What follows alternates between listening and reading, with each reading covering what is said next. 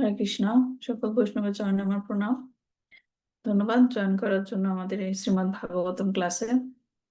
আম, আমাদের 2 সপ্তাহ বা 3 সপ্তাহ ক্লাসটা পজ ছিল। তো আজকে আমরা শুরু করছি আবার প্রথম স্কন্দের 16 নম্বর অধ্যায়ের। আজকে আমরা 18 নম্বর শ্লোক থেকে বলবো, রাইট? তো শুরুতেই জয় রাধা মাধব মঙ্গলাচরণ দিয়ে শুরু করছি। জয় রাধা মাধব কুঞ্জ বিহারী, জয় রাধা মাধব কুঞ্জ বিহারী, জয় গোপীজন বল্লভ গিরিবরধারী, জয় গোপীজন বল্লভ গিরিবরধারী, যশোদানন্দন ব্রজজন রঞ্জন, যশোদানন্দন ব্রজজন রঞ্জন, যমুনা তীরাবনচারী, যমুনা তীরা বনচারী, জয় রাধা মাধব কুঞ্জ বিহারী, জয় রাধা মাধব কুঞ্জ বিহারী, হরে কৃষ্ণ হরে কৃষ্ণ কৃষ্ণ কৃষ্ণ হরে হরে, হরে রাম হরে রাম, রাম রাম হরে হরে, হরে কৃষ্ণ হরে কৃষ্ণ কৃষ্ণ কৃষ্ণ হরে হরে, হরে রাম রাম, রাম রাম হরে হরে। জয় প্রভুপাদা প্রভুপাদা প্রভুপাদা, জয় প্রভুপাদা, জয় জয় প্রভুপাদ প্রভুপাদ প্রভুপাদ, জয় জয় প্রভুপাদ। নিতাই গৌরা হরি বল হরি বল হরি বল, নিতাই গৌরা হরি বল, নিতাই গৌরা হরি বল হরি বল হরি বল, নিতাই গৌরা হরি বল। ওম অজ্ঞানতিমিরন্ধস্য জ্ঞানাঞ্জনশলাকয়া চক্ষুর্মিলিতং येन তস্मै শ্রীগুরুবে নমঃ। শ্রীচৈতন্যমনোভীষ্টং স্থাপিतं যেন ভূতলে স্বয়ং রূপ কদা মह्यं দদাতি স্বপদান্তিকং। বন্দেऽহং শ্রীগুরু শ্রীযুতপদকমলং। শ্রীগুরুণ বৈষ্ণবাংশ শ্রীরূপং সাগ্রজাতং সহগণ রঘুনাথান্বিতং तं সজীবং সাদ্বৈতং সবদূতং পরিজনসহিতং কৃষ্ণ চৈতন্য দেবং শ্রী রাধা কৃষ্ণ পাদান সহগণ ললিতা শ্রী বিশাখান্বিতাংশ। হে কৃষ্ণ করুণা সিন্ধু দীনবন্ধু জগৎপতে গোপেশ গোপিকা কান্ত রাধাকান্ত নমস্তুতে। তপ্ত কাঞ্চন গৌরাঙ্গী শ্রী রাধে বৃন্দাবনেশ্বরী বৃষভানুসুতে দেবী প্রণমামি হরিপ্রিয়ে। বাঞ্ছাকল্পতরুভশ্চ কৃপা সিন্ধুভ্যেব চ পতিতানাং পাবনেভ্যো বৈষ্ণবেভ্যো নমো নমঃ। নমোয়ং বিষ্ণুপাদায় কৃষ্ণপ্রস্থায় ভূতলে শ্রীমতে ভক্তি বেদান্ত স্বামিনীতি নামিনে। নমস্তে সরস্বতী দেবে গৌরবাণী প্রচারিণে নির্বিশেষ শূন্যবাদী পাশ্চাত্য দেশতারিণে। জয় শ্রীকৃষ্ণ চৈতন্য প্রভু নিত্যানন্দ শ্রী অদ্বৈত গদাধর শ্রীবাসাদি গৌর ভক্তবৃন্দ। হরে কৃষ্ণ কৃষ্ণ কৃষ্ণ হরে হরে, হরে রাম রাম রাম হরে হরে। নারায়ণং নমস্কৃত্যং নরং চৈব নরোত্তমঃ দেবীং সরস্বতীং ব্যাসং ততো জয়মুদীরয়েৎ। শৃণ্বন্तं স কথা কৃষ্ণ পূর্ণশ্রবণকীর্তন হৃদয়ান্তস্থ হি অভদ্রাণি বিধুনতি সুরসতাম। নষ্টপ্রায়েষু অভদ্রেষু নিত্যং ভগবত সেবয়া ভগবতীর উত্তম শ্লোকে ভক্তির্ভবতি নৈষ্ঠিকী। ওম নমো ভগবতে বাসুদেবায়, ওম নমো ভগবতে বাসুদেবায়, ওম নমো ভগবতে বাসুদেবায়। শ্রীমদ্ ভাগবতম কি জয়, শিল প্রভুপাদ কি জয়, নিতাই গৌর প্রেমানন্দে হরি হরি বল।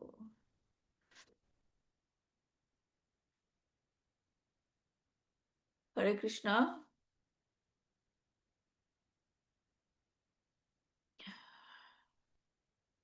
আচ্ছা, আমরা কি প্রশ্নগুলো দিয়ে শুরু করি? হরে কৃষ্ণ, আপনাদের ক্যামেরাগুলো অন করুন, বুঝতে পারছি না কে আছেন কে নাই।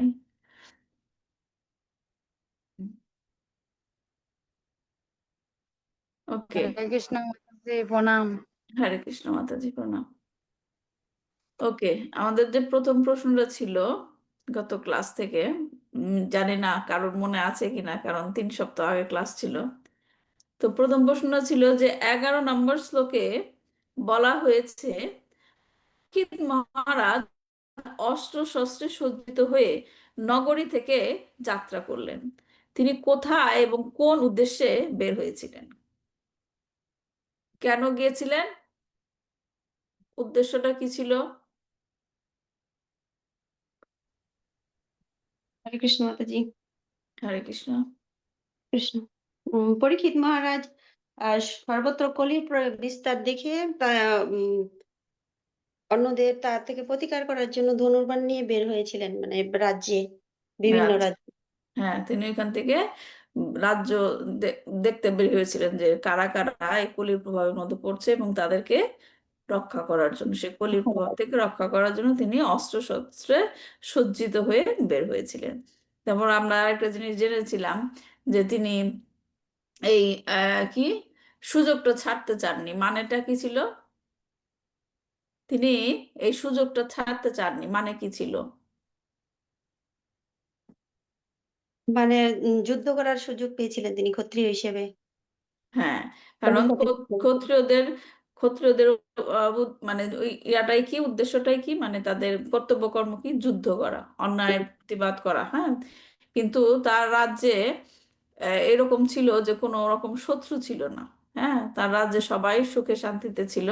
তো এরকম অবস্থায় তার যুদ্ধ করার কোনো প্রয়োজন ছিল ছিল না। না। নাই। কিন্তু এইখানে যখন নাকি কলির প্রভাবটা শুরু হলো, তখন সে কলির প্রভাব থেকে রক্ষা করার জন্য সেখানে যুদ্ধ করার জন্য আহ যুদ্ধ করার সুযোগ জন্য তিনি মানে সুযোগ বের হয়েছিলেন। বের হুম। হয়েছিলেন তা এই জন্যই বলা হচ্ছে তিনি সেই সুযোগটা, মানে সুযোগ পেয়েছিলেন যুদ্ধ করার। তারপরের প্রশ্ন ছিল 13 নম্বর শ্লোকে কাদেরকে মহাত্মা বলে ডাকা হয়েছে? কাদেরকে মহাত্মা বলে বলা হয় গীতা থেকে আমরা জেনেছিলাম। তো 13 নম্বর শ্লোকে কাদেরকে মহাত্মা বলা হয়েছে? কৃষ্ণ মাতাজি, পরীক্ষিত মহারাজের পূর্বপুরুষদেরকে মহাত্মা বলা হয়েছে। হ্যাঁ, পূর্বপুরুষদের মহাত্মা বলা হয়েছে। এখন মহাত্মা মানে কি? মহাত্মা মানে কি আমরা সেটা জেনেছি ভগবত গীতা থেকে। 9ম অধ্যায়ের 13 নম্বর শ্লোকে বলা হয়েছে মহাত্মা কারা। কারা মহাত্মা? মহাত্মা হলেন তারা যারা ভগবানের দৈব প্রকৃতিকে আশ্রয় করেন এবং ভগবানের সমস্ত কিছুর আদি ও অব্যয় বলে জানেন হুম, ভগবানকে। দৈবী প্রকৃতিকে আশ্রয় করেন। এখানে দৈবী প্রকৃতি কার কথা বলা হয়েছে? ভগবানের অন্তরঙ্গা শক্তি। ভগবানের অন্তরঙ্গা শক্তি, শ্রীমতী রাধারানী। রাধা। শ্রীমতী রাধারানী তাকে আশ্রয় করে যারা নাকি কর্ম কর্ম করে, হ্যাঁ, দৈবী প্রকৃতিকে আশ্রয় করে তাদেরকে বলা হচ্ছে কি মহাত্মা। তারপর 3 নম্বর প্রশ্ন ছিল পরীক্ষিত মহারাজ যে যে জায়গায় পৌঁছেছিল সেখানে গিয়ে কি শুনছিল? তা শ্রবণ করাতে পরীক্ষিত মহারাজের কি পরিবর্তন হয়েছিল? তিনি যে বিভিন্ন জায়গায় গিয়েছিলেন, হ্যাঁ, ভিজিট করতে, সেখানে গিয়ে তিনি কি শুনছিলেন? সবাই কি করছিল? পরীক্ষিত মহারাজ যেখানে গিয়েছিলেন সেখানে তার পূর্বপুরুষদের মহিমা কীর্তন শুনতে পেরেছিলেন। মহিমা কীর্তন এবং আর কি কি শুনছিলেন? তারা ছিলেন যে মহাত্মা, মহান ভক্ত। হুম, কিন্তু কি আর কি, যে ভগবানের সাথে তাদের যে সুন্দর সম্পর্কের আদান প্রদান, হ্যাঁ, সেগুলো তিনি শুনছিলেন এবং তাতে করে এগুলো শুনে কি হয়েছিল তার, কি পরিবর্তন হয়েছিল? ভগবানের শ্রীপাদ পদ্মের প্রতি ভক্তি আরো তার বেড়ে গিয়েছিল। হ্যাঁ, এগুলো শুনে তার ভক্তি আরো বেড়ে গিয়েছিল। তিনি যে তার পূর্বপুরুষদের মহিমা করা হচ্ছে এর জন্য সে তা খুশি হননি, তা কিন্তু না। সে হ্যাঁ, খুশি হয়েছেন তা কিন্তু না। তিনি খুশি হয়েছেন কি, মানে তার হৃদয়ে ভক্তির অনুভূতিটা বেড়েছিল কেন? কারণ তিনি ভক্ত এবং ভগবানের যে ভাবের আদান প্রদান, সেগুলো শুনে সে তার হৃদয়ের মধ্যে এরকম অনুভূতির সৃষ্টি হয়েছিল, ভক্তি তার আরো বেড়ে গিয়েছিল। তারপর 4 নম্বর প্রশ্ন ছিল, 16 নম্বর শ্লোকে ভক্ত এবং ভগবানের মধ্যকার বিশেষ সম্পর্কের কথা বলা হয়েছে, কি সেটা? হরে কৃষ্ণ মাতাজি, আমি বলবো। হ্যাঁ, বলেন। 16 নম্বর শ্লোকে ভক্ত এবং ভগবানের মধ্যেকার বিশেষ সম্পর্কের কথা বলা হয়েছে, সেটি হলো ভালোবাসার আদান প্রদানের সম্পর্ক। কি মানে বিশেষ করে কোন জিনিসগুলো বলা হয়েছে 16 নম্বর শ্লোকে? ভালোবাসার আদান প্রদানের সম্পর্ক। হ্যাঁ, কার কার মধ্যে বলা হয়েছিল? ভক্ত এবং ভগবানের মধ্যে তো ভালোবাসার সম্পর্ক মানে আদান প্রদানটা বলা হয়েছিল, কিন্তু বিশেষ করে কোন জিনিসগুলা বলা হয়েছিল, কার কার মধ্যে কি কি হয়েছিল? কৃষ্ণ রথের কৃষ্ণ রথের সারথি। এখন কাদের কাদের মধ্যে, কৃষ্ণর সাথে আর কার সাথে, কাদের সাথে? হরে কৃষ্ণ ভক- মাতাজি। হ্যাঁ, ভক্ত এবং ভগবান বললাম না? তো হ্যাঁ, ভগবান শ্রীকৃষ্ণের সাথে কোন ভক্তদের ভালোবাসার আদান প্রদানের কথা বলা হয়েছিল, কোন ভক্তদের বিশেষ করে? পাণ্ডবদের সাথে। পাণ্ডবদের সাথে, রাইট। পাণ্ডবদের সাথে তার ভালোবাসার আদান প্রদানটা পাণ্ডবদের কেমন সাথে, হয়েছিল হ্যাঁ। সেটা বলা হয়েছিল। কি কি বলা হয়েছিল? যে কি করেছিল তাদের মধ্যে, কৃষ্ণ কি করেছিল তাদের জন্য? কৃষ্ণ হচ্ছে ভগবান না? তারপরে তিনি হ্যাঁ, কি করেছিল ভক্তদের জন্য, পাণ্ডবদের জন্য? কি কি উদাহরণ দেওয়া হয়েছে বলেন? পাহারা দিয়েছিল ওই তো রাত। হ্যাঁ, সারথি হয়েছিল। তারপর ছিল। কি হ্যাঁ, করেছিল সারথি তাদের? হয়েছিল। হ্যাঁ, সাহায্য যুদ্ধে হয়েছিল, সাহায্য করছিল। যুদ্ধের সময় পাহারা দিয়েছিল। হ্যাঁ, তারপর আম, কি বলে যে তাদের সহচর হয়েছিল, তাদের যে তারা যখন যজ্ঞ করেছিল, আম, তারা সেখানে সে পূজ্য হিসেবে সেই পদ গ্রহণ করেছিল। এবং সেগুলো যে গ্রহণ করেছিল কিসের উপর ভিত্তি করে? ভক্তরা তাকে সেরকম ভাবে পেতে চেয়েছিল। হ্যাঁ, পাণ্ডবরা তাকে সেভাবে পেতে চেয়েছিল। তার মানে কি, ভক্তদের ইচ্ছা অনুযায়ী ভগবান সেভাবে ভক্তদের সেবা করেছেন। হ্যাঁ, ঠিক যেমন ভগবানের ইচ্ছা অনুযায়ী ভক্তরা ভগবানের সেবা করে, রাইট। তেমন উল্টো ভাবে ভক্তদের ইচ্ছা অনুযায়ী ভগবান ভক্তদের সেবা করছিল। সেবা করে। এটা হচ্ছে আদান প্রদান, হ্যাঁ, রেসিপ্রোকেশন। আচ্ছা, তারপর 18 নম্বর শ্লোক থেকে এখন সুত গোস্বামী কি কথা বলা শুরু করবেন? 18 নম্বর শ্লোক, 17 নম্বর শ্লোকে বলেছেন না যে তা এখন আপনারা আমার কাছে শুনতে পারেন, কি হয়েছিল, কি ঘটনা এখন 18 নম্বর শ্লোক থেকে বলবে, বলে? মনে নাই যে এখন সে বলবে ধর্মনীতি রক্ষক ধর্মরাজ, ধর্মরাজ এবং গাভীর গোমাতার মধ্যে কি কথোপকথন হবে সেটা এখন সে বর্ণনা করবে। কি বললো না, যখন মহারাজ পরীক্ষিত তার পূর্বপুরুষদের স্বীকৃতি বিষয়ক কথা শ্রবণ করে দিন যাপন করছিলেন, তখন কি ঘটেছিল, এখন তারা আপনারা আমার কাছ থেকে শুনতে পারেন। হ্যাঁ, তো এখন আমরা জানবো যে সুত সুত গোস্বামী এখন পরবর্তীতে কি বলবেন। আমি শেয়ার করছি ভার্সটা।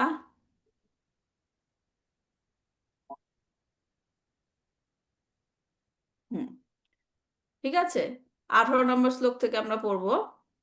এখানে বলা হচ্ছে, ধর্মপदैकेन চরণ বিচ্ছায়ামুপলভ্যগাম পৃচ্ছতি স্মার্শুবদনাং বিবৎসামিব মাতরম। কি বলছে যে ধর্মনীতির রক্ষক ধর্মরাজ একটি বৃষের রূপ ধারণ করে ইতস্তত বিচরণ করছিলেন। তিনি যে কে যদি সরি পরীক্ষিত মহারাজ বের হয়েছিলেন রাজ্যে, বিভিন্ন জায়গা তিনি ভিজিট করছেন, রাইট। তো জায়গায় জায়গায় যে পাণ্ডবদের কথা শ্রবণ করলেন, পাণ্ডবদের মহিমা, পাণ্ডব এবং ভগবানের মধ্যে কি কি হয়েছিল সেগুলো যখন শুনতে শুনতে তার হৃদয়ে ভক্তি আরো বেড়ে গিয়েছিল, ঠিক সেই সময় তিনি এক জায়গায় দেখতে পেলেন কি, যে ধর্মনীতির রক্ষক ধর্মরাজ একটি বৃষের রূপ ধারণ করে ইতস্তত বিচরণ করছিলেন, আর তখন তার দেখা হয়েছিল গাভীরূপী ধরিত্রী মাতার সাথে। ধরিত্রী মাতা এখানে গোমাতা, যে গাভীরূপী, তিনি যেন বৎসহারা গোমাতার মতোই বিষণ্ণ হয়ে গিয়েছিলেন। তার চোখে ছিল অশ্রুধারা, আর তার দেহের সৌন্দর্য যেন হারিয়ে গিয়েছিল। তাই ধর্মরাজ তখন ধরিত্রী মাতাকে নিম্নরূপ প্রশ্ন করেছিলেন। হ্যাঁ, কে কাকে দেখছে? ধর্মরাজ কি ধরিত্রী মাতাকে দেখছে, গাভীরূপী গোমাতা রূপী, এবং তাকে বিষণ্ণ অবস্থায় দেখে তখন ধর্মরাজ তাকে প্রশ্ন করলেন। তখন আমরা শিল প্রভুপাদের তাৎপর্য করছি, শিল প্রভুপাদ কি জয়। বৃষ হচ্ছে নীতি সূত্রের প্রতীক, বৃষ, এবং গাভী হচ্ছে পৃথিবীর প্রতিভু। যখন বৃষ এবং গাভী হর্ষোৎফুল্ল হয়ে থাকে, বুঝতে হবে জগৎবাসীরাও হর্ষোৎফুল্ল হয়ে আছে। তার কারণ হচ্ছে এই যে কৃষিক্ষেত্রে শস্যাদি উৎপাদনে সহায়তা করে থাকে বৃষ, এবং সুষম খাদ্য মূল্যমানের বিস্ময়কর সৃষ্টি যে দুধ, তার যোগান দেয় গাভী। তাহলে কি গাভী এবং বৃষের যে গুরুত্বপূর্ণতা এখানে বলা হচ্ছে। তাই তারা যাতে সর্বত্রই প্রফুল্লতা নিয়ে চড়ে বেড়াতে পারে, সেই জন্য মানব সমাজ এই দুই দরকারি প্রাণীকে অতি যত্ন সহকারে পালন করে থাকে। তাহলে গোমাতাকে কেন গুরুত্বপূর্ণ মানে গুরুত্ব দেওয়া উচিত? কারণ তিনি হচ্ছেন মায়ের মতো, আমাদেরকে দুধ দিয়ে লালন পালন করেন। আর বৃষ হচ্ছে কি শস্যাদি উৎপাদনে সহায়তা করে থাকেন। ইটস লাইক মানে মা এবং বাবা যেরকম ভাবে আমাদেরকে লালন পালন করে, সেই রকম এখানে তাদের কথা বলা হচ্ছে। তো এখন মূল জিনিসটা কি? সমাজে এই দুই প্রাণীকে কি করতে হবে? ভালো করে টেক কেয়ার করতে হবে।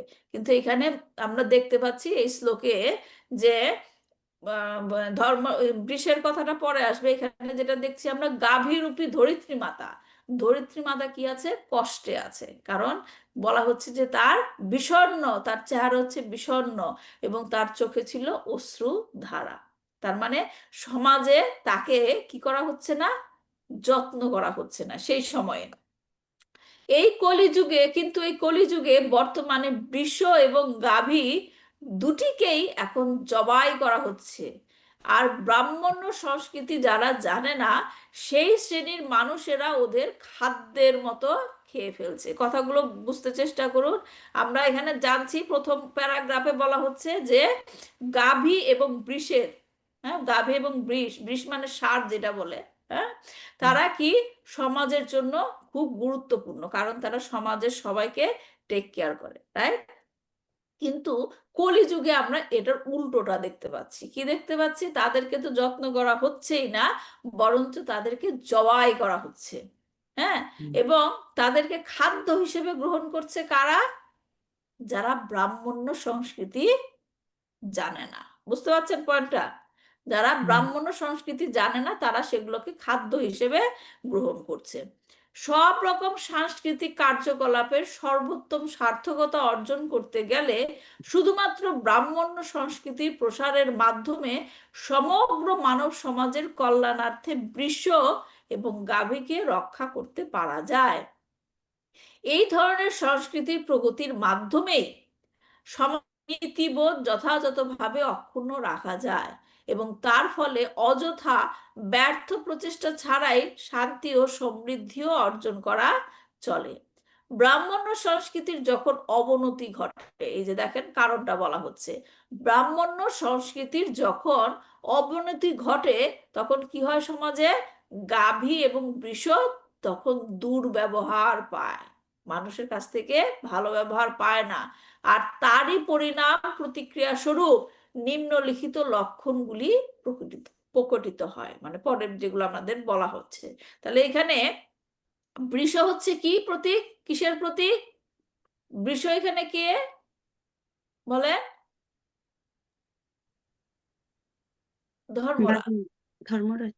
হ্যাঁ, বৃষ হচ্ছে ধর্মরাজ, এবং গাভীটি কার রিপ্রেজেন্ট করছে?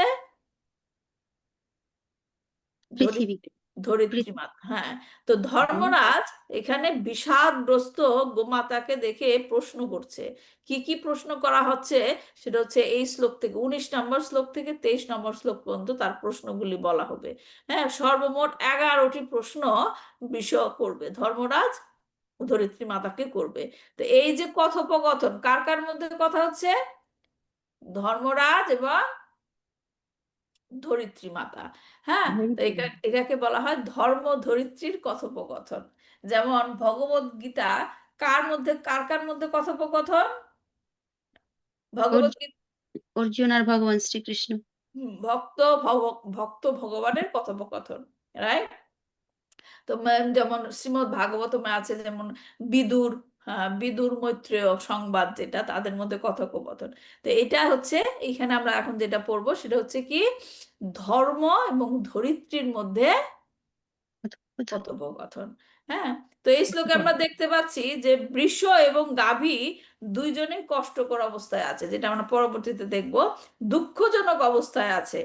কেন, কারণটা কি, শিল প্রভুপাদ কারণটা কি বলেছে, ব্রহ্মণ্য সংস্কৃতির অভাব। কিসের অভাব বলে, ব্রাহ্মণ্য সংস্কৃতির অভাব। ব্রহ্মণ্য সংস্কৃতির অভাব। শিল প্রভুপাদ তাৎপর্যে বলেছেন যে এই যে লাস্টের লাইন না, ব্রহ্মণ্য সংস্কৃতির যখন অবনতি ঘটে তখন এই দুই প্রাণীকে কি করা হয়, তাদের প্রতি দুর্ব্যবহার করা হয়। হুম, তো এখন আমরা একটু জানি যে ব্রহ্মণ্য সংস্কৃতির কথা যে বলা হচ্ছে, ব্রহ্মণ্য সংস্কৃতিটা কি। হ্যাঁ, ব্রহ্মণ্য সংস্কৃতি বলতে সামাজিক একটা অবস্থানকে বলা হয়, মানে পজিশন। হ্যাঁ, যেখানে এই পজিশনে থাকলে কি হয়, যার যার নাকি ব্রহ্মণ্য সংস্কৃতির পজিশন আছে, সেই পজিশনে থাকলে কি হবে, আত্মার অবস্থান জানা যাবে, জ্ঞান থাকবে আত্মার অবস্থান, এবং সে তখন সর্বোচ্চ স্তরে উন্নীত হবে। তো কেন এটা করা হবে, কারণ মানব সমাজ পশু নয়, পশু সমাজ নয়। পশু এবং মানুষের মধ্যে পার্থক্য হলো যে একটা মানুষকে, সে যেই হোক, তাকে যখন শিক্ষা দেওয়া হয় এবং প্রশিক্ষণ দেওয়া হয়, তাকে যদি জ্ঞান দেওয়া হয়, সে তখন সেই জ্ঞানটা গ্রহণ করতে পারে এবং সে বুঝতে পারে। একজন একটা পশুকে গিয়ে পশুর সামনে বসে যদি আমি ভগবত গীতা বলতে চাই, ভগবত গীতার জ্ঞান দিতে চাই, সে কি গ্রহণ করতে পারবে? আর সে যদি গ্রহণ করেও সেইভাবে কি সে ব্যবহার করতে পারবে? আপনি যদি সিংহের কাছে বসে বসে ভগবত গীতার জ্ঞান দেন যে সবার মধ্যে আত্মা আছে, সমস্ত প্রাণীর মধ্যে আত্মা আছে, তাই তোমার কোনো পশু ভক্ষণ করা উচিত নয়, সে বুঝতে পারলেও সেইভাবে কি সে অ্যাক্টিভিটি করতে পারবে? কারণ না। অন্যান্য প্রাণী তার খাদ্য, তার খেতেই হবে, তাই। কিন্তু মানুষ, একটা মানুষকে গিয়ে যদি আপনি তাকে জ্ঞান দেন, সে সেই জ্ঞানটা গ্রহণ করতে পারবে কি পারবে না? পারবে, রাইট। এখন সে জ্ঞান গ্রহণ করে কি অ্যাক্টিভিটি করবে তার উপর ডিপেন্ড করতেছে, রাইট। তো কিন্তু জ্ঞানটা গ্রহণ করার পর সেইভাবে কাজ করার ক্ষমতা তার আছে, কারণ তাকে চেতনা দেওয়া হয়েছে। তাকে চেতনা দেওয়া হয়েছে, তার সে চেতনার থেকে সে বুঝতে পারার কথা যে তার পরিচয় এই দেহ নয়, তার পরিচয় কি, আত্মা, রাইট। তো এই ব্রহ্মণ্য সংস্কৃতি যেটা অভাবের কথা বলা হচ্ছে, এই ব্রহ্মণ্য সংস্কৃতি মানে কোয়ালিটিগুলি কি কি আমাদের মধ্যে আহ, মানে নিতে হবে, তাহলে আমরা সেই জ্ঞানটা লাভ করতে পারবো, সেটার কথা ভগবদ গীতাতে ভগবান বলেছে অষ্টাদশ অধ্যায়ে, 18 অধ্যায়ের 42 নম্বর শ্লোকে। সেখানে বলা হয়েছে কি, সম দমস্তপ শৌচং খান্তি রাজর্মেব চ জ্ঞানং বিজ্ঞানমাস্তিক্যং ব্রহ্মকর্ম স্বভাবজম। কি থাকতে হবে, কি কি গুণ, যে সম, দম, তপ, তপ, শৌচ, ক্ষান্তি, সরলতা, জ্ঞান, বিজ্ঞান এবং আস্তিক্য। হ্যাঁ, সব মানে কি, মনের নিয়ন্ত্রণ করতে হবে। সব মানে কি, মনের নিয়ন্ত্রণ। দম মানে কি, ইন্দ্রিয় নিয়ন্ত্রণ। হ্যাঁ, এবং এই নিয়ন্ত্রণগুলি যখন চেষ্টা করা হবে, সেই অবস্থাকে কি বলা হবে, তপস্যা। আমরা তপস্যা করছি আমাদের মনকে নিয়ন্ত্রণ করতে, আমাদের ইন্দ্রিয়কে নিয়ন্ত্রণ করতে। যখন এই তপস্যা করা হবে তখন কি হবে, ধীরে ধীরে শৌচম, পরিষ্কার পরিচ্ছন্নতা আসবে। হ্যাঁ, তারপর একটা বলা হচ্ছে কি ক্ষান্তি, ক্ষান্তি মানে সহিষ্ণুতা, আর্যবং সরলতা, এবং জ্ঞানম, জ্ঞানম মানে কি যে আমরা যখন চেষ্টা করছি ভগবদ গীতা পড়ে, শ্রীমদ্ ভাগবতম পড়ে জ্ঞান নেওয়ার চেষ্টা করছি, রাইট, শাস্ত্রীয় জ্ঞান, জ্ঞানম। তারপরেরটাই কি, জ্ঞান যখন নেওয়া হবে তারপরের স্টেপটা কি, বিজ্ঞানম। হ্যাঁ, জ্ঞানটা আপনি নিলেন, সেই জ্ঞানটা এখন প্রয়োগ করতে হবে। শুধু জ্ঞান নিয়ে বসে থাকলে হবে না, সেটাকে প্রয়োগ করতে হবে, সেটা হচ্ছে কি বিজ্ঞান। এবং লাস্টে যেটা কি, ধর্মপরায়ণতা। তার মানে ব্রহ্মণ্য সংস্কৃতির অভাবে এই যে এইরকম কি বৃষ এবং গাভীকে আমরা কি করতে পারছি না, টেক কেয়ার করতে পারছি না, তাদের প্রতি দুর্ব্যবহার করা হচ্ছে, রাইট। এবং এই কারণে এখানে সমাজে নানা রকম দুঃখ কষ্ট দেখা দিচ্ছে। আস্তে আস্তে আমরা দেখবো যে ধর্মরাজ বলছে। তো এখন ব্রাহ্মণ্য সংস্কৃতি আমাদের কি গ্রহণ করতে হবে। তাহলে ব্রাহ্মণ্য সংস্কৃতি আমরা কিভাবে গ্রহণ করতে পারি, মনকে নিয়ন্ত্রণ করতে হবে, ইন্দ্রিয়কে নিয়ন্ত্রণ করতে হবে, এবং সে তপস্যার দ্বারা সেগুলাকে গ্রহণ করতে হবে। এবং তাতে করে কি হবে, শৌচতা, আমাদের মনের মধ্যে পরিষ্কার। শুধুমাত্র স্নান করে আসলে দেহের পরিষ্কার হয়, রাইট, কিন্তু আমাদের মনের পরিষ্কার করতে হবে কি করে, মনের পরিষ্কার হতে আত্মাকে মনকে পরিষ্কার করতে হবে কি করে, বাহ্যিক এবং আভ্যন্তরীণ বলে না। বাহ্যিক ভাবে আমরা স্নান করে শুদ্ধ হতে পারি, রাইট, কিন্তু আভ্যন্তরীণ যে শৌচতা কিভাবে আসবে, মনকে নিয়ন্ত্রণ করতে হবে, ইন্দ্রিয়কে নিয়ন্ত্রণ করতে হবে, তারপর কি সহিষ্ণুতা, টলারেন্স থাকতে হবে। হ্যাঁ, যে ঝট করে কারোর উপর রাগ করা, কোনো কোনো বিষয় নিয়ে না পেলেই মন খারাপ, রায়, সহিষ্ণুতা রাখতে হবে, সরলতা, সিম্পলিসিটি, মনের মধ্যে কোনো কি বলে না জিলাপির প্যাচ অমৃতির প্যাচ সেরকম যাতে না থাকে, কি থাকতে হবে, সরলতা, সহজভাবে দেখতে হবে সকল। এবং কি হবে, আমাদের শাস্ত্রীয় জ্ঞান নিতে হবে, জ্ঞান নেওয়ার পর সেটাকে প্র্যাকটিক্যালি ব্যবহার করতে হবে। এবং লাস্টেরটা কি, ধর্মপরায়ণতা, ধর্মপরায়ণতা। তো এগুলো এই যে নয়টার কথা বলা হলো, নয়টার যে ক্রাইটেরিয়া বা ক্যারেক্টারিস্টিক বলা হলো, সেগুলো যখন অনুপস্থিতি হয় অথবা যখন এগুলোর অবনতি দেখা যায়, তখন সমাজে নানা রকম অশুভ লক্ষণ দেখা যায়। এখন আমরা সেই লক্ষণগুলো কি কি, এই বৃষ এবং গাভীর কথোপকথন থেকে জানবো। 19 নম্বর শ্লোক পড়ছি, এখানে শুরু হচ্ছে তাদের কথোপকথন।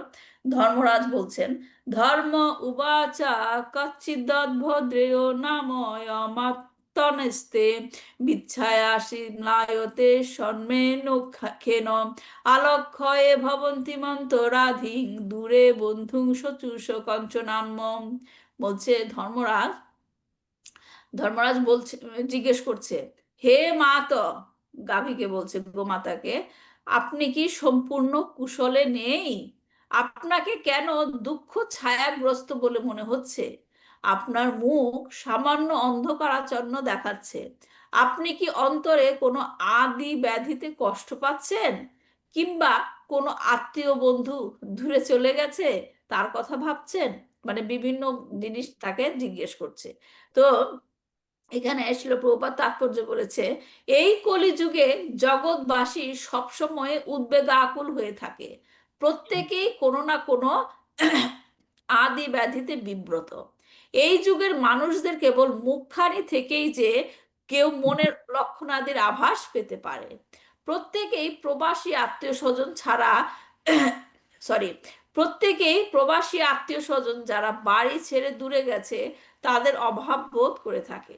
কলিযুগের বিশেষ একটা লক্ষণ হলো, কোনো পরিবার গোষ্ঠী এখন একসাথে বসবাস করার সৌভাগ্য পায় না। রুজি রোজগারের জন্য বাবা ছেলের কাছ থেকে বহু দূরে থাকেন, কিংবা স্ত্রী থাকেন পতির কাছ থেকে দূরে, বহু দূরে। এমনই কত রকম ঘটছে। আভ্যন্তরীণ রোগ ব্যাধি, প্রিয় পরিজনদের কাছ থেকে বিরহ বিচ্ছেদ, আর সবকিছুর স্থিতাবস্থা রক্ষার চেষ্টায় মানুষ নিত্যই দুর্দশা ভোগ করছে। এগুলো শুধু কয়েকটা গুরুত্বপূর্ণ বিষয় যা এই যুগের মানুষদের নিয়তই অসুখী করে রাখে। তো এখানে কি বলছে প্রথমে, ধর্ম উবাচা কাচ্চিৎ ভদ্রে নামায়াম আত্মানাস্তে, হে মাত, আপনি কি কুশলে নেই? আপনাকে দুঃখ ছায়াগ্রস্ত মনে হচ্ছে। হ্যাঁ, আপনি কি কোনো রকম আদি ব্যাধিতে কষ্ট পাচ্ছেন, নাকি আপনার কোনো প্রিয়জন কোনো বন্ধু দূরে চলে গেছে তাই আপনি কষ্ট পাচ্ছেন? তো এখানে যে আদি ব্যাধির কথা বলা হচ্ছে, আপনি কি কোনো আদি ব্যাধিতে কষ্ট পাচ্ছেন? হ্যাঁ, তারপর বলা হয়েছে কি আদি ব্যাধি অন্তরাধীন। আদি ব্যাধি অন্তরাধীন বলছে যে দৈহিক বা মানসিক কোনো কষ্ট। রাইট, দৈহিক বা মানসিক কোনো কষ্ট। আমরা তিন ধরনের কষ্টের কথা জানি, রাইট? আধ্যাত্মিক, আদি ভৌতিক, আদি দৈবিক। তো এইখানে হচ্ছে মনের কষ্টের কথা বলা হচ্ছে। মনের কষ্ট, তাহলে এটা কোন কোন কষ্টটাকে? আধ্যাত্মিক, আধ্যাত্মিক কষ্ট পাচ্ছেন। তো তারপর যে কষ্টের কথা বলা হয়েছে যেটা নাকি মেইন, এখানে বলছে যে এই কলিযুগে যেটা নাকি প্রত্যেক মানুষই কষ্ট পাচ্ছে, কি সেটা? আপনার আত্মীয় বন্ধু কি দূরে চলে গেছে, তাদের কথা ভেবে কি আপনি কষ্ট পাচ্ছেন? হ্যাঁ, এই কলিযুগে দেখেন এটা হচ্ছে কমন সমস্যা, কমন কষ্ট, রাইট? আত্মীয় স্বজনদের থেকে দূরে থাকা। হুম, এই যে দূরে থাকার কথাটা বলা হয়েছে, এটা কেবলমাত্র যে ভৌগোলিক দূরত্ব না, যে কেউ থাকে ঢাকায় কেউ থাকে খুলনায়, রাইট? কেউ থাকে ঢাকায়, আমি আছি কানাডায় আমার আত্মীয় স্বজনকে ছেড়ে, রাইট? তো এই যে দূরত্ব, শুধুমাত্র যে ভৌগোলিক দূরত্ব তা নয়, এক ছাদের নিচে থেকেও কিন্তু দূরত্ব থাকে। কেমন দূরত্ব সেটা? একই ছাদের নিচে আছে কিন্তু তাদের মধ্যে দূরত্ব আছে। কি দূরত্ব সেটা? মনের দূরত্ব। মনের দূরত্ব, মনের দূরত্ব। তাই সেখানে বলছে যে তোমার কি এরকম তোমার আত্মীয় স্বজন দূরে চলে গেছে তাদের জন্য কষ্ট পাচ্ছ? আসলে সম্পর্কগুলোকে গড়া এবং সেগুলোকে ধরে রাখার যে ক্ষমতা, সেটা আসলে ধীরে ধীরে এই কলিযুগে কি হচ্ছে, কমে যাচ্ছে। হ্যাঁ, সম্পর্ক, একটা সম্পর্ক সৃষ্টি করা এবং সম্পর্কটাকে মেনটেন করা, হ্যাঁ মেনটেন করতে যে ধৈর্য, সে ধৈর্য মানুষের মধ্যে থেকে কি হয়ে যাচ্ছে, কমে যাচ্ছে। এবং সেটাকে তখন কি একই ছাদের নিচে থেকেও মনের থেকে যে দূরত্ব সৃষ্টি হয়, তখন কি হয়, দূরে চলে যায় সব। তো এই কলিযুগে আমরা দেখি যে একই ছাদের নিচে মা বাবা ভাই বোন ঠাকুমা ঠাকুরদা নিয়ে সবাইকে থাকা, যে বলে না একান্নবর্তী পরিবার, এখন কি আর সেটা হুম। দেখা যায়? না। এখন সেটা দেখা যায় না, সেটা হচ্ছে বিরল হয়ে যায়। আমি বলছি না যে নেই, কিন্তু বিরল, বিরল হয়ে যায়। কেন থাকতে পারে না? মেইন কারণটা কি? একজন আরেকজনের সাথে যে সম্পর্কটাকে টিকিয়ে রাখা হচ্ছে না, কারণটা কি? মেইন কারণ কি মনে হয়? চাকরির কারণে হতে পারে। হ্যাঁ, চাকরির কারণে হয়। আর কি কারণে হয়? চাকরির কারণে তো ধরুন দূরে চলে গেল, কিন্তু হ্যাঁ। একই বাসায় থেকে বা একই শহরে থেকে একসাথে থাকতে পারে না। কেন হয় না?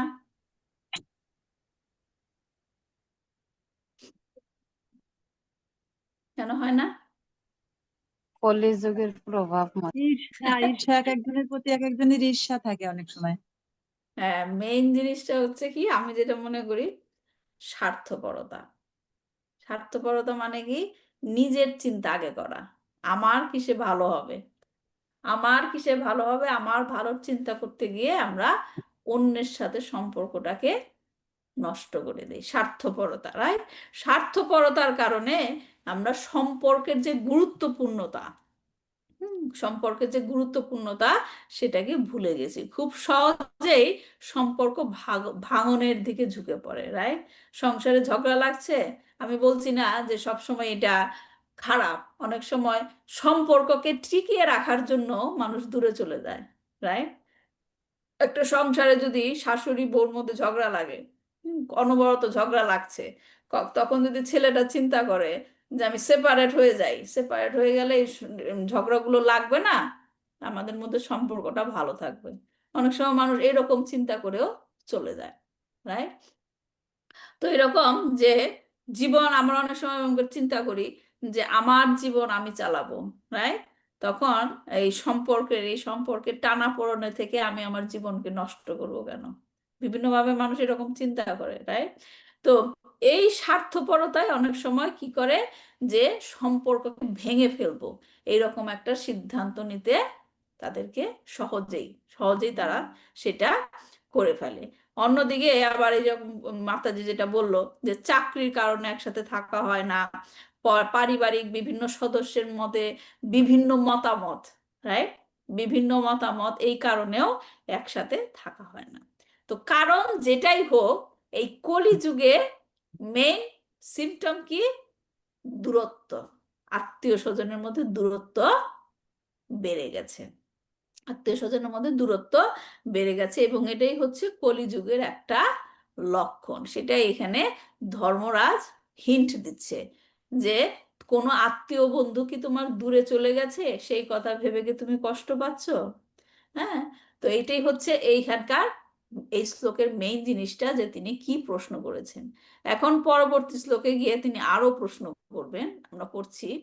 পাদৈর্নুন্নং শোচ সীমৈক পাদ মাহাত মাত্তানং বা বৃক্ষলোভক্ষমানম আহ সুরাদিন ঋতযজ্ঞ ভাগান প্রজা উত স্মৃঘর্বর্ত বর্ষতি। এখন দেখেন বৃষ, যে ষাঁড়, সে তার কথা বলছে, আমি আমার 3টি পা আমি হারিয়েছি, আর আমি এখন মাত্র একটি পায়ে দাঁড়িয়ে আছি। আমার এই রকম অবস্থা দেখে কি আপনি দুঃখ করছেন? কিংবা যারা বিধি অমান্যকারী মাংসভুক শূদ্র, এরপর তারা আমাকে গ্রাস করবে বলে আপনি কি নিদারুণ উদ্বেগাকুল হয়েছেন? অথবা বর্তমানে কোনোই যজ্ঞাদি অনুষ্ঠিত হয় না বলে দেবতাদের উদ্দেশ্যে যজ্ঞ উৎসর্গের ভাগ অপহৃত হচ্ছে, তাই কি আপনি ব্যাকুল হয়েছেন? কিংবা দুর্ভিক্ষ বা অনাবৃষ্টির ফলে জীবদের কষ্টের কথা ভেবে আপনি কি শোকাকুল হয়েছেন? দেখেন, সব কিছু কিন্তু লক্ষণ বলছে এই কলিযুগে কি কি হবে। প্রথমটা কি? তার শরীরের অবস্থার কথা বললো, যে তার 3 পা হারিয়ে গেছে, এক পায়ে আমি দাঁড়িয়ে আছি, আমার এই অবস্থা দেখে কি আপনি কষ্ট পাচ্ছেন? তারপরে দেখেন বলছে যে কি হবে, বিধি অমান্যকারী মাংসভুক শূদ্র। হ্যাঁ। আর কি হচ্ছে, যজ্ঞ করা হবে না, দুর্ভিক্ষ হবে, অনাবৃষ্টি হবে। তো এখানে তাৎপর্য ছিল, বহুপাদ ডিটেল তাৎপর্য বলেছেন। কলিযুগের অগ্রগতির সঙ্গে সঙ্গে আয়ু, দয়া, স্মৃতি এবং ধর্মনীতি, বিশেষ করে এই 4টি জিনিস ক্রমশ হ্রাস পেতে থাকবে। যেহেতু ধর্মনীতির 3/4 হারে বিলুপ্তি ঘটবে, তাই প্রতীকী বৃষটি একটি মাত্র পায়ে দাঁড়িয়েছিল। হ্যাঁ, যেহেতু বৃষ এখানে ধর্মরাজের প্রতীক, রাইট? এখানে বলছে যে 3/4 বিলুপ্তি ঘটবে এই কলিযুগে। সমগ্র বিশ্বের 3/4 জনগণ অধার্মিক হয়ে উঠবে।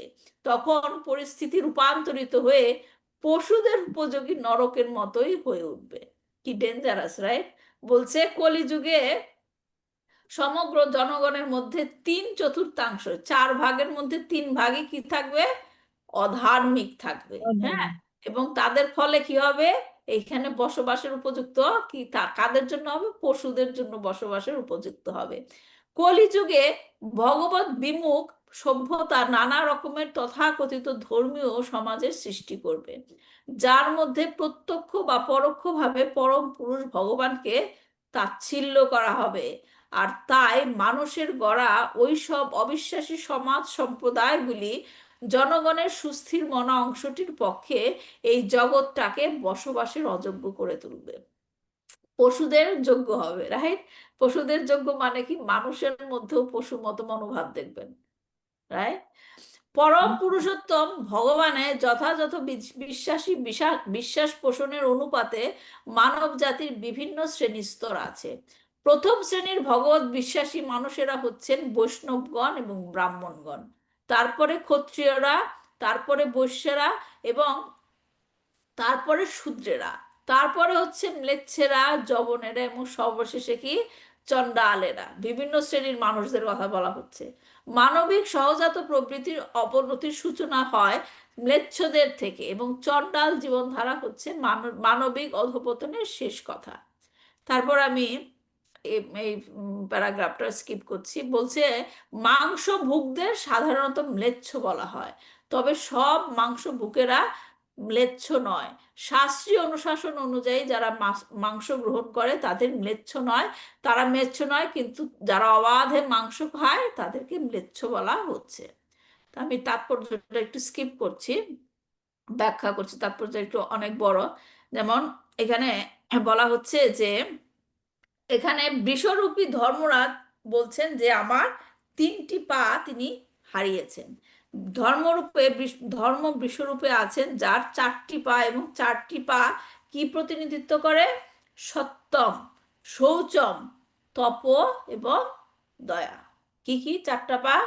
সত্যম, শৌচম, তপ এবং দয়া। দয়া। তো এই কলিযুগে 3টাই নাই। এই কলিযুগে 3টাই নাই, একটা পা শুধু অবশিষ্ট আছে, সেটা কি? সত্যম। একটাই পা অবশিষ্ট আছে, সেটা সত্যম, এবং সেটাও ধীরে ধীরে কি হবে? নষ্ট হয়ে যাবে, এবং কলিযুগের শেষে তা পুরোটাই নষ্ট হয়ে যাবে।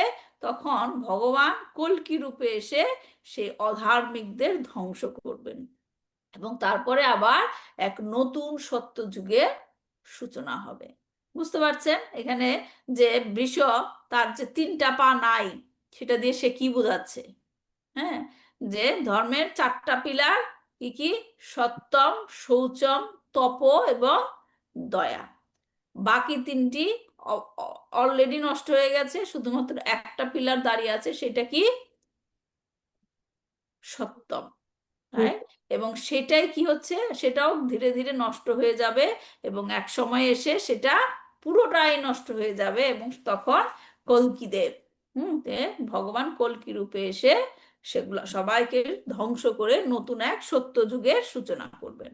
তারপরে যেটা বলা হয়েছে যে 3টি পায়ের কথা বললেন, তারপর বলছেন যে বিধি অমান্যকারী মাংস ভুক শূদ্র।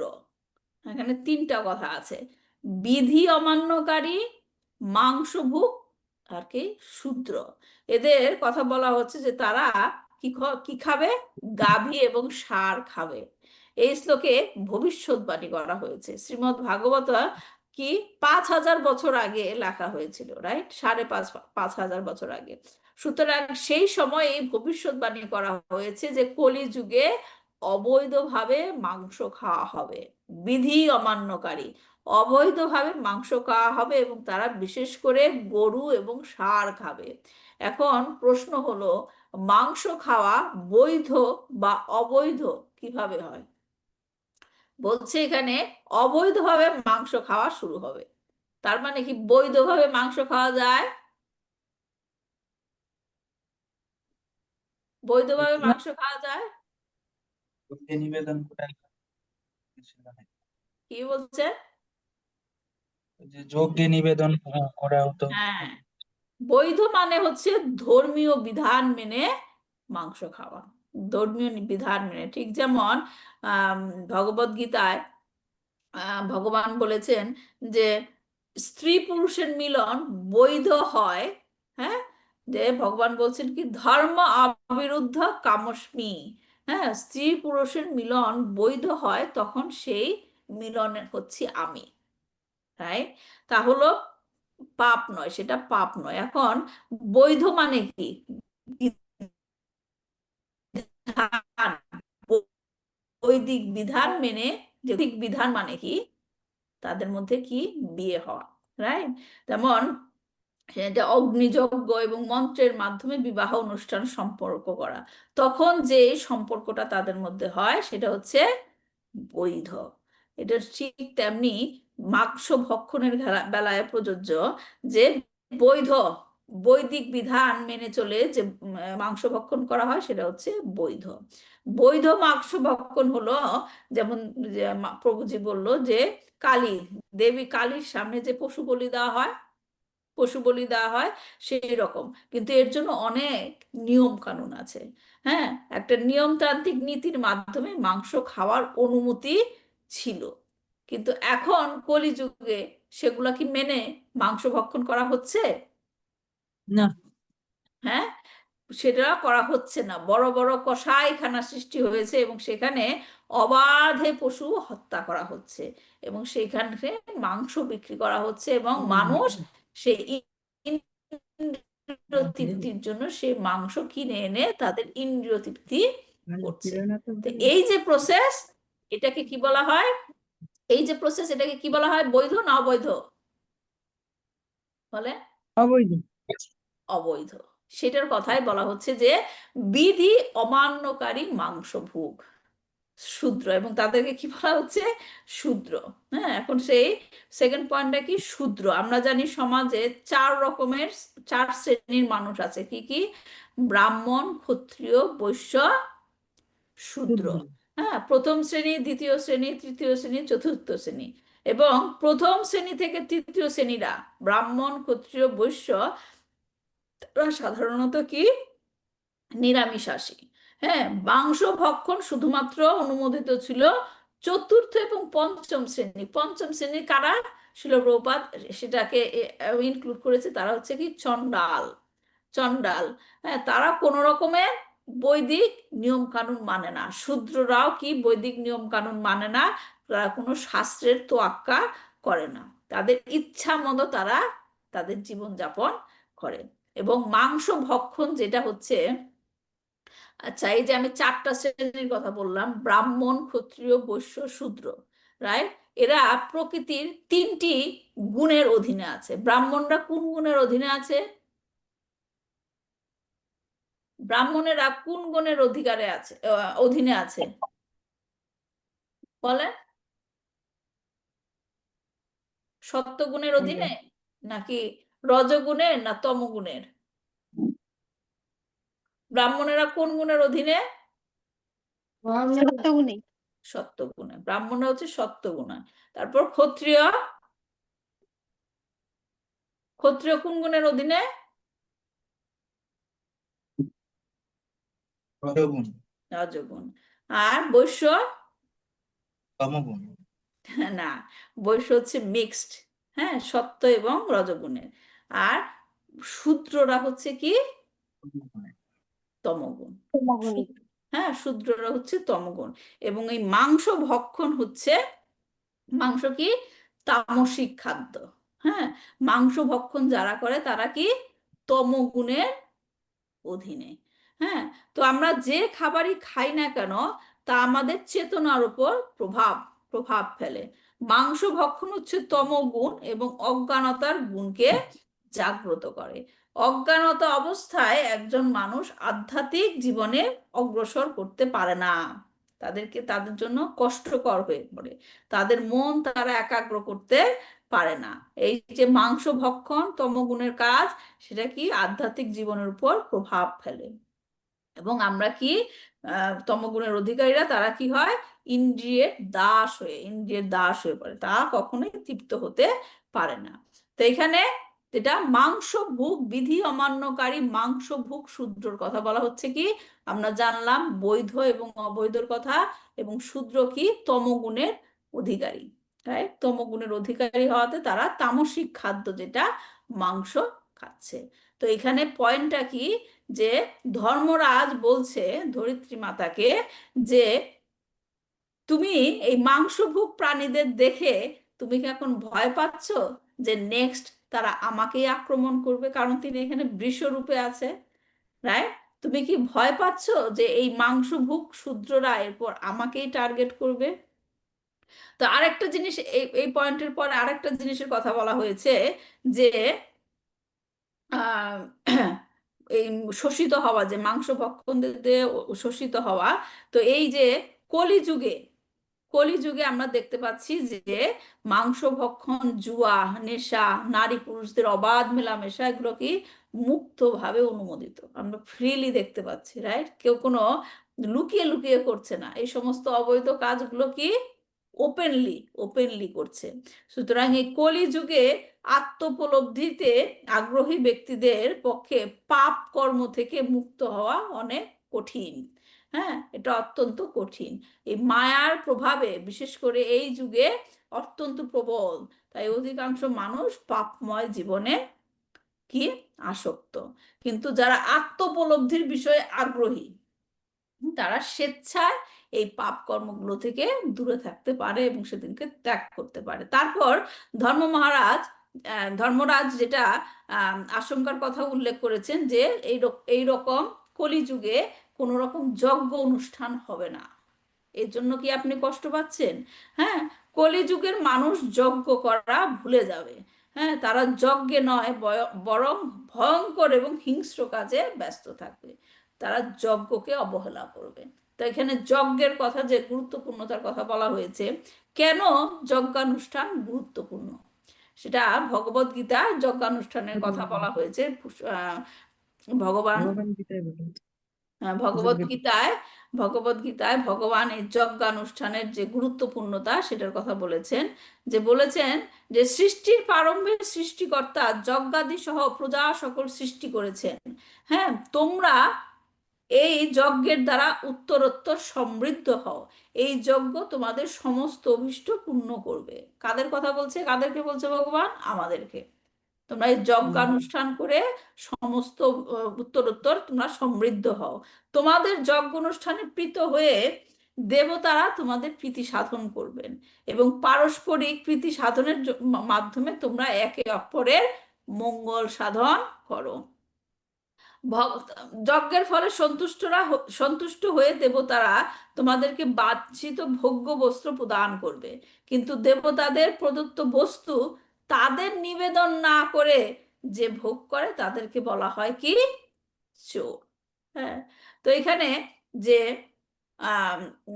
ধর্মরাজ উল্লেখ করেছেন যে যজ্ঞ করা হবে না, এর জন্য তুমি কষ্ট পাচ্ছ। এই যজ্ঞ না করার ফলে কি হবে? দুর্ভিক্ষ এবং অনাবৃষ্টি হবে, সেজন্য জীবেরা কষ্ট পাবে। সেই সমস্ত কথা ভেবে কি তুমি কষ্ট পাচ্ছ? তো এখন যজ্ঞ অনুষ্ঠান না করলে অনাবৃষ্টি হয়, এটা আমরা কিভাবে জানি?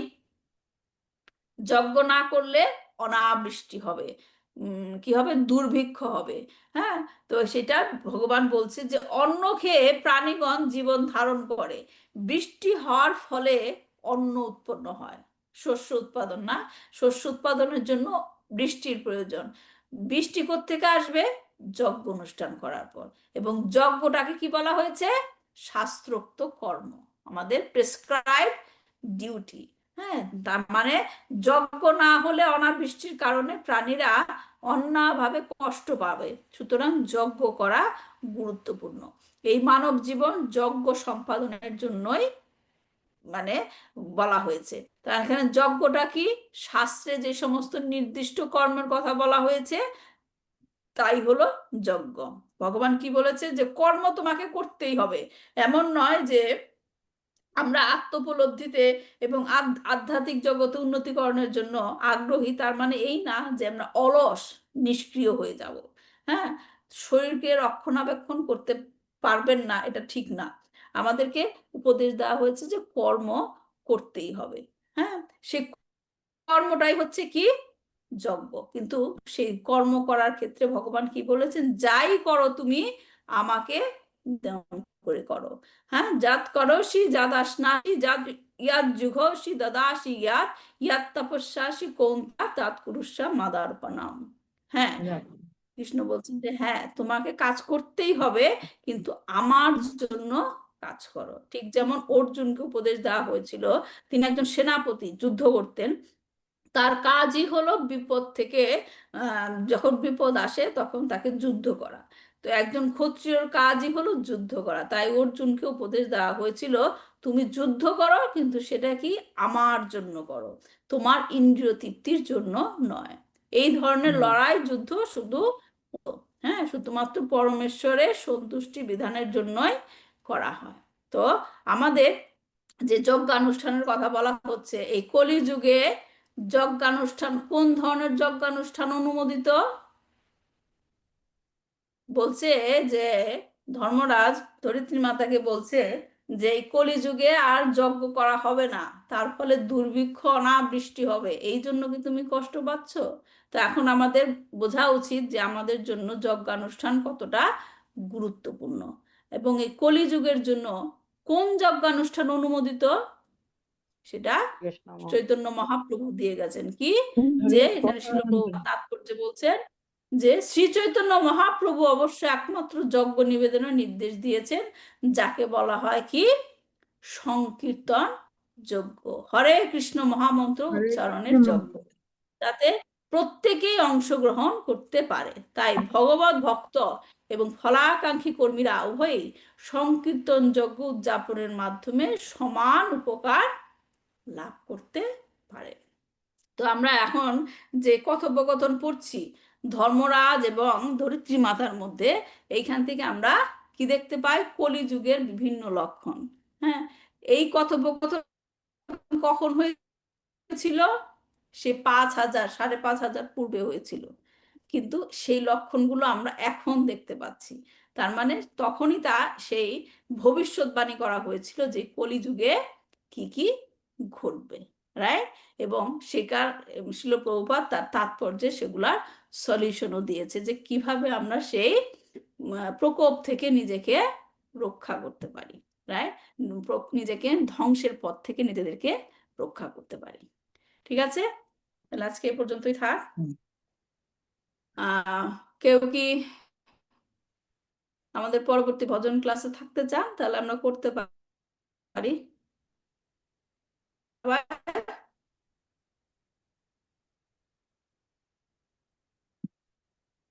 হরে কৃষ্ণ। আচ্ছা ঠিক আছে, আমি ক্লাসটা শেষ করছি, তারপর আমরা ডিসাইড করি। ভালো থাকবেন সবাই, কালকে দেখা হবে চৈতন্য চরিতামৃত ক্লাস নিয়ে। বাঞ্ছা কল্পতরুভ্যশ্চ কৃপা সিন্ধুভৈবচ পতিতানাং পাবনেভ্যো বৈষ্ণবেভ্যো নমো নমঃ। শ্রীমদ্ ভাগবতম কি জয়, শিল প্রভুপাদ কি জয়, নিতাই গৌর প্রেমানন্দে হরি হরি বল।